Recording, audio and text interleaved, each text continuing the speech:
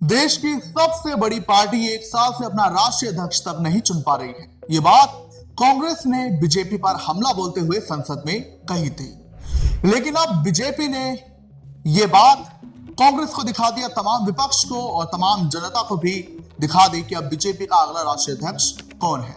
उसका नाम है नितिन नबीन। एक ऐसा कार्यकर्ता, एक ऐसा नेता बीजेपी का जिसे कई लोग लो प्रोफाइल नेता कहते थे, और वो 5 बार के विधायक बेशक थे, लेकिन उनसे मिलने में देर नहीं लगती थी, यानी कि वो लोगों से जुड़े रहते थे।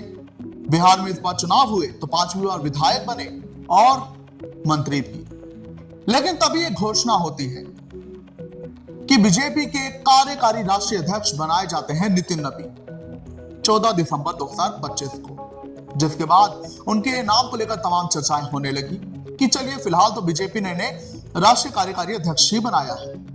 लेकिन अब बीजेपी ने इन्हें, या ये कह लीजिए बीजेपी के कार्यकर्ताओं ने नितिन नबीन को 12वें राष्ट्रीय अध्यक्ष के तौर पर चुना है। 46 साल पुरानी पार्टी बीजेपी उसके 12वें राष्ट्रीय अध्यक्ष होंगे नितिन नबीन। आज उनके नाम का आधिकारिक ऐलान हो चुका है। वहीं आपकी जानकारी के लिए बता दें कि वो बीजेपी के सबसे युवा राष्ट्रीय अध्यक्ष भी होंगे। 45 साल की उम्र में उन्होंने एक कार्यभार संभाला है।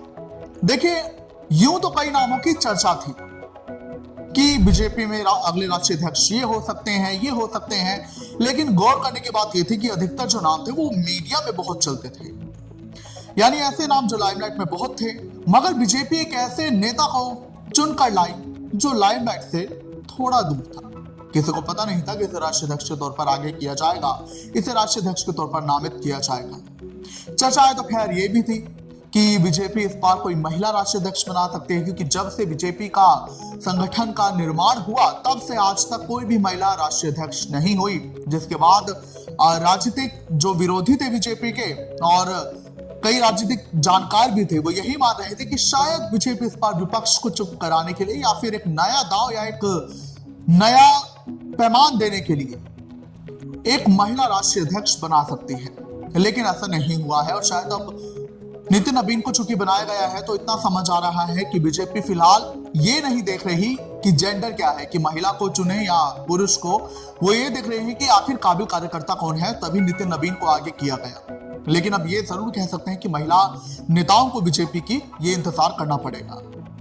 स्मृति ईरानी, निर्मला सीतारमण, वसुंधरा राजे सिंधिया और भी कई ऐसे नाम थे। खासकर ये चर्चा थी कि बीजेपी, क्योंकि तमिलनाडु में भी इस बार चुनाव है और गोवा में भी चुनाव है, तो ऐसे में ये कहा जा रहा था कि बीजेपी दक्षिण भारत की पॉलिटिक्स को साधने के लिए कोई दक्षिण भारतीय नेता को ही राष्ट्रीय अध्यक्ष बना सकती है। और उसमें भी जब महिलाओं का नाम ज्यादा चला कि महिला राष्ट्रीय अध्यक्ष भी चुनी जानी चाहिए दिल्ली की मुख्यमंत्री बनने के बाद, क्योंकि वो महिला थी, तो ऐसे में यही कहा गया कि दक्षिण भारत से कोई दक्षिणी महिला नेत्री होगी। लेकिन ये भी ऐसा नहीं है।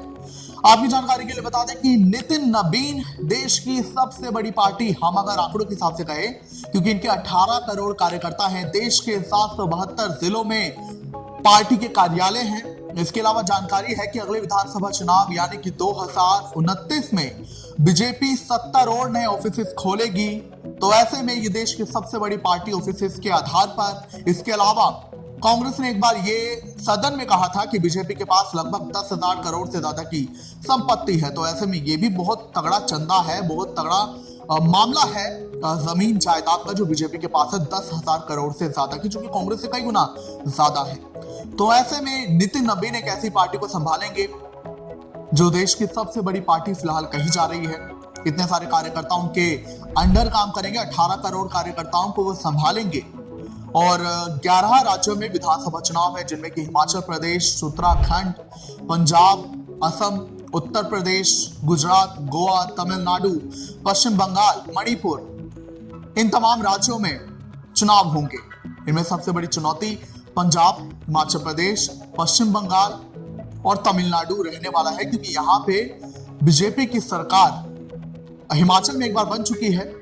लेकिन बात करें अगर हम पंजाब की या फिर पश्चिम बंगाल, तमिलनाडु की, यहाँ पर कभी भी बीजेपी की सरकार नहीं बनी। ये बड़ी चुनौती नितिन नबीन के आगे होगी। लेकिन अब एक युवा नेता, क्योंकि देखिए सबसे युवा राष्ट्रीय अध्यक्ष उनके हाथों में कमान गई है राष्ट्रीय अध्यक्ष बनने की, तो बीजेपी ने एक बार साफ कर दी कि वो उन नामों को तो बिल्कुल भी नहीं चुनती जो मीडिया में चल रहे होते हैं, या वो नाम जो पहले से ही लाइमलाइट में होते हैं।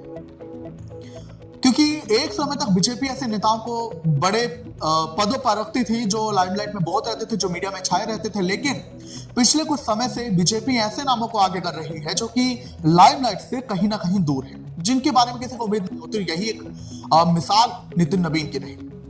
खैर, अब ये देखना होगा कि बीजेपी महिला राष्ट्रीय अध्यक्ष कब बनाती है और नितिन नवीन का यह कार्यकाल आखिर कैसा रहता है, क्योंकि अब हरियाणा जैसे राज्यों में भी गुटबाजी कहीं ना कहीं बहुत ज्यादा चर्चा में रहने लगी है। तो देखना होगा। क्या कहेंगे आप इस पर? कमेंट्स में जरूर बताएं।